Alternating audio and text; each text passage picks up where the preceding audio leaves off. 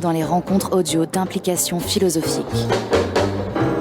Lors de chaque épisode, notre équipe donne la parole à des universitaires pour vous présenter le résultat de leurs recherches et vous ouvrir ainsi de nouveaux horizons. Les rencontres audio d'implication philo. Venez mettre vos idées à nu. Bonjour et bienvenue dans ce premier épisode des rencontres audio d'implication philosophique. Nous sommes très heureux de nous lancer dans cette nouvelle aventure radiophonique qui vient enrichir notre revue 12 ans après sa création. Pour élargir notre public, nous avons en effet eu l'idée de créer un podcast d'un nouveau genre permettant d'interroger de jeunes chercheuses et de jeunes chercheurs et à travers eux d'aborder ainsi les travaux de recherche actuels. Nous recevrons ainsi tour à tour des doctorants mais également des jeunes docteurs pour qu'ils nous parlent de leur thèse ou de leur recherche en cours. Je suis Mathilde Escudero et moi-même doctorante en philosophie des sciences au sein de la République des savoirs à l'École normale supérieure. Je suis également membre de l'équipe de rédaction d'Implication philosophique. Pour inaugurer ce podcast, je reçois aujourd'hui Sophie Galabru, qui est agrégée et docteur en philosophie. Elle a en effet réalisé une thèse sous la direction de Renaud Barbaras portant sur la question de la temporalité dans l'œuvre d'Emmanuel Lévinas, qu'elle a soutenue en novembre 2018 à Paris 1, Panthéon-Sorbonne. Cette thèse a été publiée dans une version réduite et adaptée aux éditions Hermann en février 2020. Vous la trouverez sous le titre « Le temps à l'œuvre sur la pensée d'Emmanuel Lévinas ». Nous allons aujourd'hui revenir ensemble sur son parcours de chercheuse avant d'évoquer son travail. Bonjour Sophie. Bonjour Mathilde. Je suis ravie de vous accueillir aujourd'hui pour ce premier épisode des rencontres audio d'implication philosophique. Merci pour votre invitation. Je vous en prie. Je vous propose de commencer par parler de votre parcours de chercheuse. Pouvez-vous nous dire tout d'abord pourquoi est-ce que vous avez choisi de faire une thèse ? Oui, j'ai choisi de m'engager dans une thèse après l'agrégation qui était un concours très riche, très exigeant, et il m'a semblé quelque part évident de devoir prolonger ce parcours par un itinéraire de chercheuse tout aussi approfondi, en fait. Est-ce que pour cette thèse, vous avez adopté une méthode particulière ? Oui, en quelque sorte, j'ai vraiment voulu me concentrer sur le corpus premier, c'est-à-dire relire de manière très précise et approfondie l'auteur que j'étudiais, c'est-à-dire Emmanuel Lévinas, et puis également donc d'en faire une lecture très fine, et également le corpus des autres auteurs avec lesquels j'allais le comparer, notamment Husserl, Heidegger, Bergson, Louis Lavelle. Donc d'abord me concentrer sur ce corpus premier pour ensuite aller vers des commentateurs. C'était plutôt en fin de thèse où j'ai voulu me confronter aux autres commentaires. Mais au début, j'ai voulu vraiment être seule, si tant est que ce soit possible, parce qu'on est toujours habité par tout ce qu'on a lu, mais je voulais quand même me confronter seule à mon auteur. D'accord. Et est-ce que vous avez rencontré des difficultés, que ce soit des difficultés méthodologiques ou bien au sens large ? Oui, alors si on reste sur la méthode, ce qui a été le plus compliqué et qui a été peut-être dépassé à la fin de ma thèse, ça a été de critiquer mon auteur, puisque j'y étais, j'adhérais énormément à la philosophie lévinassienne, à mon auteur, et mon directeur de thèse, Renaud Barbaras, m'encourageait à aller de plus en plus vers un recul critique, d'être capable de dépasser l'adhésion et le commentaire voilà, très rigoureux et fidèle pour essayer d'être critique vis-à-vis de cet auteur. Et ça a été compliqué. Et je n'y suis parvenue, me semble-t-il, qu'à la toute fin, en fait, avec vraiment de la maturité et en étant déjà sûre de ce que j'avais produit pour parler de cet auteur. Ça, c'est les difficultés méthodologiques, et on va dire de manière plus large, il y avait une crainte qui pouvait m'habiter, mais qui a été aussi un moteur, c'était de ne pas avoir le temps de finir cette thèse en le temps imparti, c'est-à-dire durant ce contrat doctoral de 3 ans.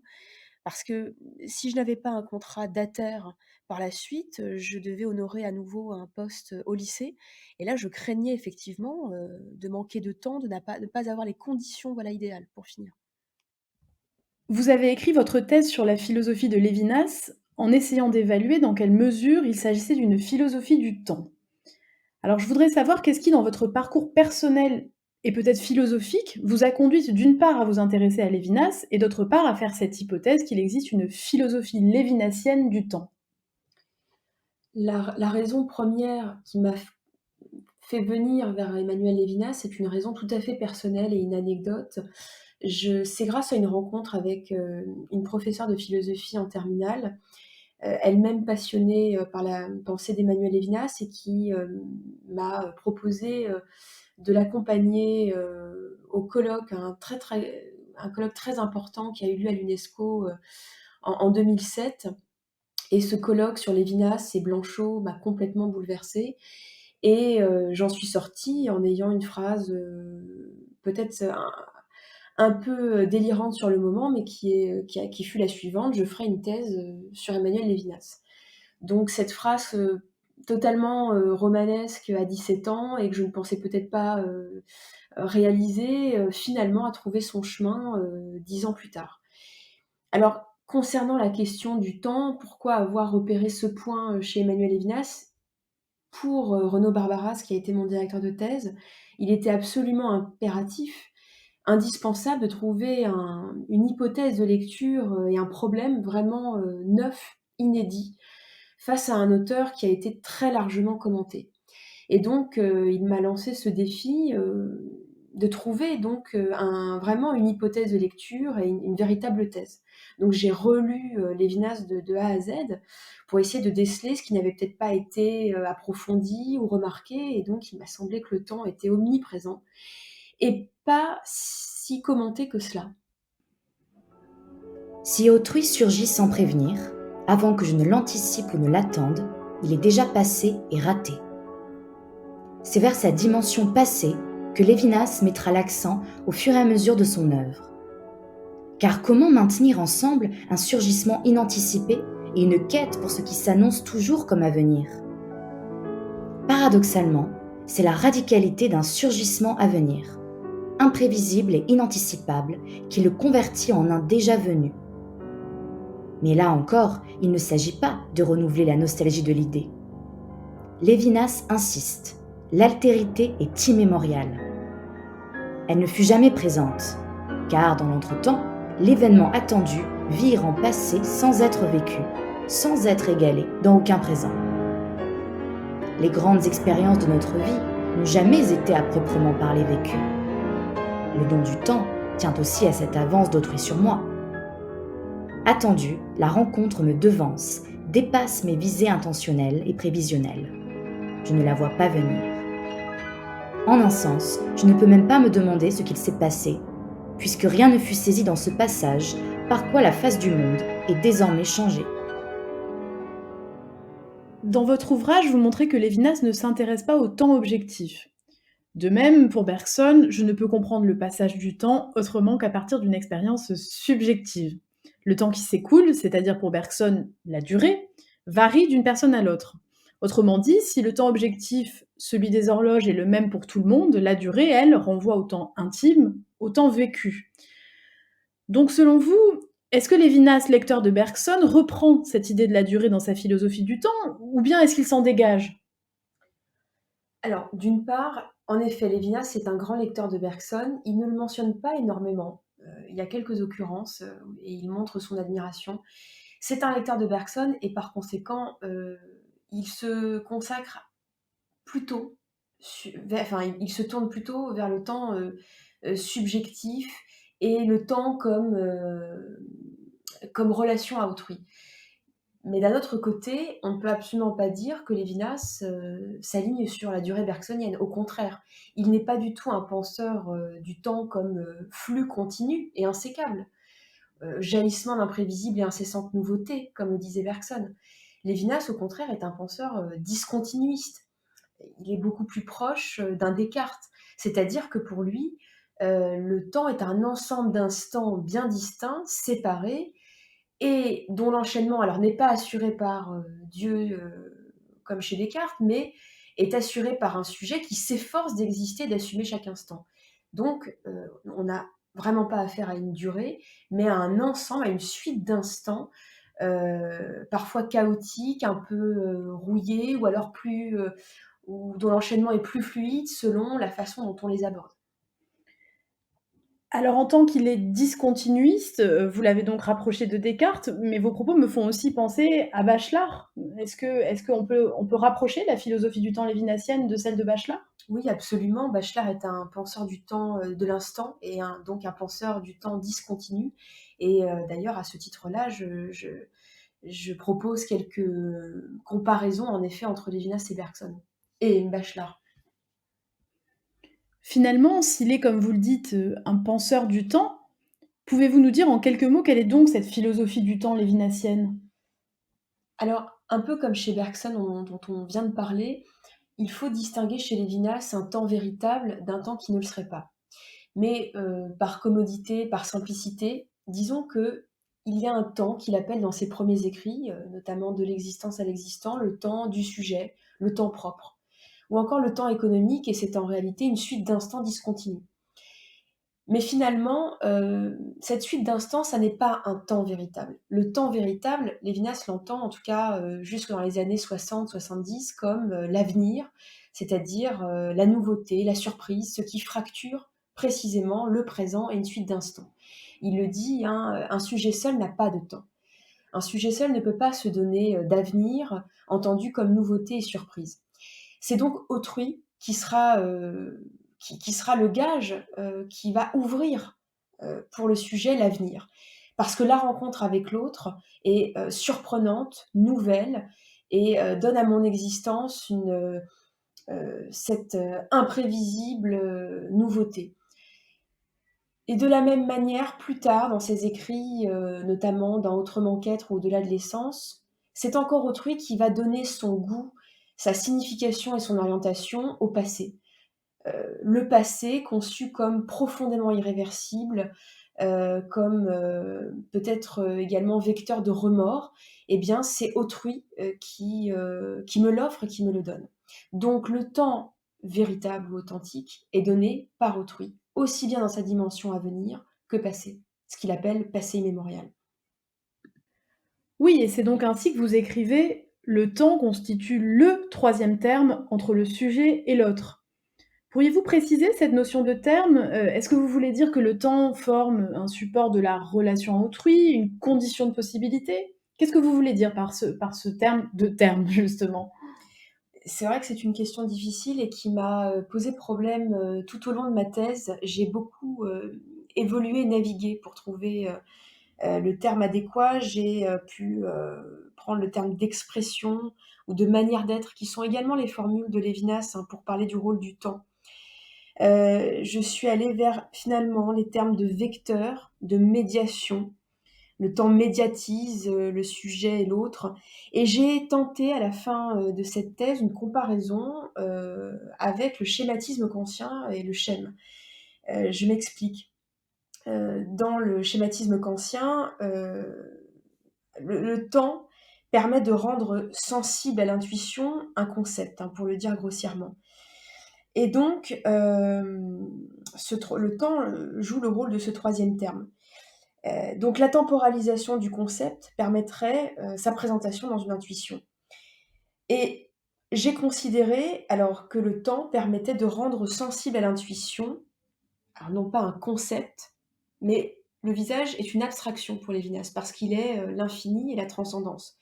Donc le temps permet une forme d'expression, pour ne pas dire présentation, d'autrui, et de son visage au sujet. Alors à vous entendre, pour Lévinas, le temps joue un rôle de médiateur entre le sujet et autrui, mais qui dit médiation dit également séparation.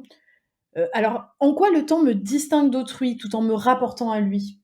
Alors vous avez parfaitement raison, le temps est également, s'il est médiateur, il est séparateur. Et on pourrait revenir, avant de vous répondre sur autrui, au rôle que joue l'instant pour me séparer, ou plutôt me distinguer de l'existence, chez Lévinas. En effet, Lévinas part, d'un postulat, ontologique important, c'est que nous sommes jetés dans une existence anonyme et impersonnelle. Il en donne des images pour, faire comprendre, cette abstraction. Il peut parler de l'existence anonyme comme le bruissement, du silence, le murmure de la nuit, notamment, ce que peut capter, l'enfant avant qu'il s'endorme. Et donc cette existence anonyme est également éternelle. C'est un flux continu qui ne s'arrête jamais, qui n'a pas de début ni de fin, donc qui est atemporel. Nous sommes jetés par notre naissance dans cette existence et le seul moyen que nous avons pour, être des individus subjectifs et même doués d'une personnalité, dit Lévinas, c'est, de se distinguer, de se démarquer de cette existence éternelle et anonyme. Et comment on le fait? Eh bien en découpant, si je puis dire, ce long fleuve tranquille, en le segmentant par des instants. Concrètement, ça veut dire quoi? Ça veut dire que notre existence soit le plus rythmée possible. Et elle est rythmée à notre façon de saisir les instants. Ces instants sont de multiples occasions de nous engager dans des projets, des actions, des pensées, des sentiments. Chaque instant donc qui passe, s'il est assumé et investi, nous permet de nous subjectiver et de nous individualiser, de nous donner une personnalité finalement. Donc, l'instant est déjà ce qui nous sépare, en tout cas nous distingue plutôt, plus exactement, de l'existence anonyme et impersonnelle chez Lévinas. Et effectivement, le temps, délivré par autrui, est aussi un gage de séparation, parce que si chacun a son temps, c'est ce qui contribue à nous séparer, à nous distinguer et à ce que chacun ait son mystère finalement. Donc le temps nous relie, mais à la fois il nous sépare parce que je n'ai jamais le même rythme ni le même temps que l'autre. Et c'est ce qui fait tout le gage de son mystère, et c'est ce qu'on voit magnifiquement à l'œuvre chez Proust, finalement, dans l'intrigue amoureuse pour le temps de l'autre, qui va reconfigurer le mien. Marcel n'aima pas Albertine si l'amour est une fusion avec autrui, extase d'un être devant les perfections de l'autre ou la paix de la possession. Demain, il rompra avec la jeune femme qui l'ennuie. Il fera ce voyage depuis longtemps projeté. Le récit de l'amour de Marcel est doublé d'aveux destinés, semble-t-il, à mettre en question la consistance même de cet amour. Mais ce non-amour est précisément l'amour, la lutte avec l'insaisissable, la possession, cette absence d'Albertine, sa présence.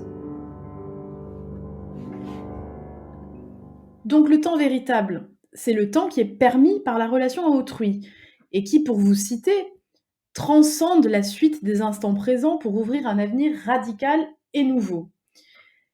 Est-ce que finalement, on peut dire que pour Lévinas, grâce à l'altérité, on sort d'une forme de déterminisme? Autrement dit, est-ce que cet avenir radical et nouveau que vous évoquez, et qui est donc ouvert par la relation à autrui, est synonyme d'une forme de liberté ou d'indéterminisme chez Lévinas? La réponse va être équivoque, c'est-à-dire que la rencontre avec autrui, en effet, va provoquer une déviation de la suite des instants qui constituent mon existence.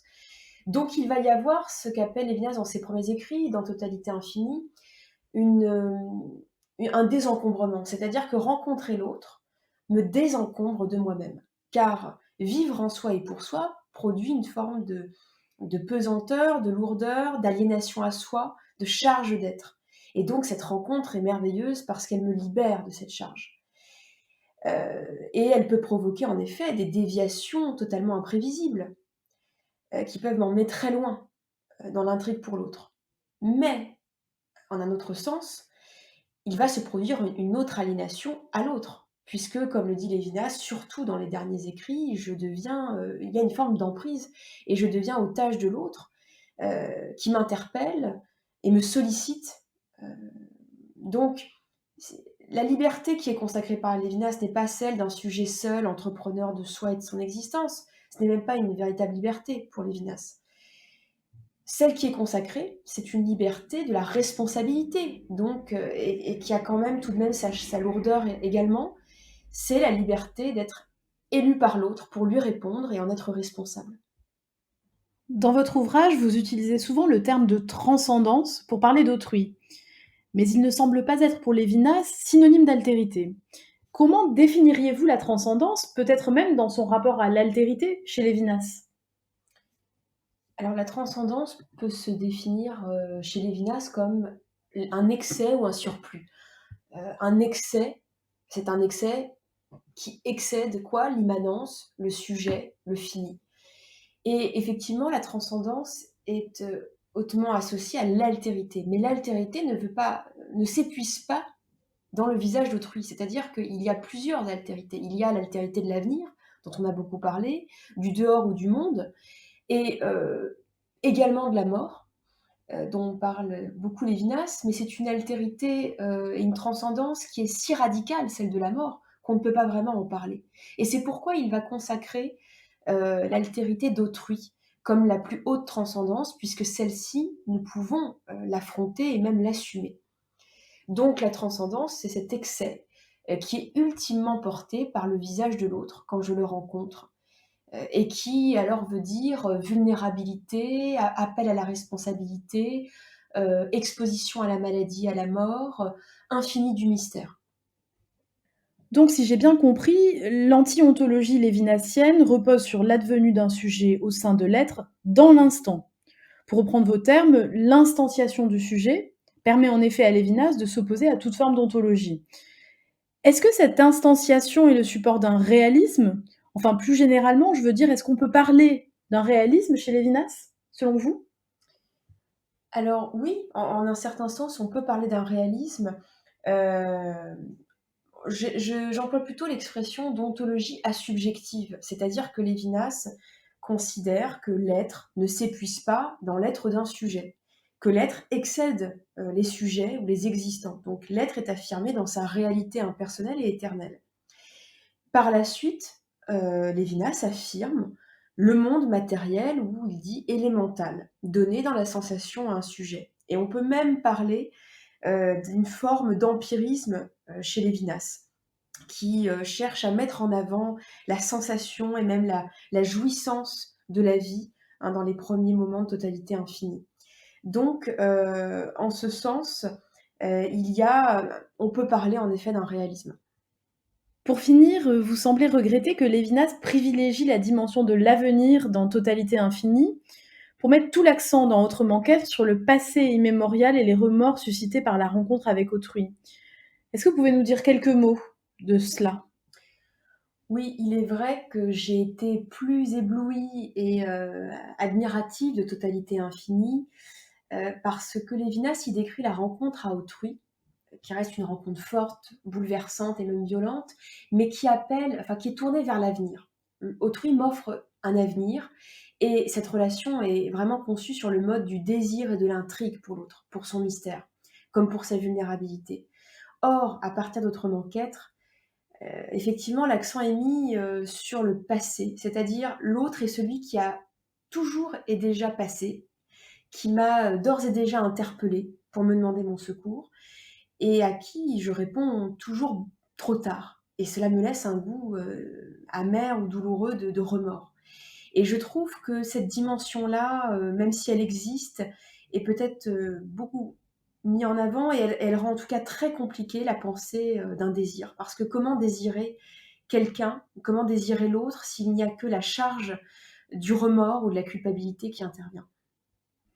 Eh bien, merci Sophie pour cette dernière réponse. Notre rencontre audio se termine ici, hélas. Merci beaucoup Mathilde pour ces échanges. Merci. Merci à vous, c'était vraiment passionnant. Je rappelle que votre livre a été publié aux éditions Hermann et s'intitule Le temps à l'œuvre sur la pensée d'Emmanuel Lévinas. Il est préfacé par Renaud Barbaras. Nous espérons que cette rencontre audio vous a plu. Si vous souhaitez continuer à dénuder vos idées, rendez-vous sur notre site internet.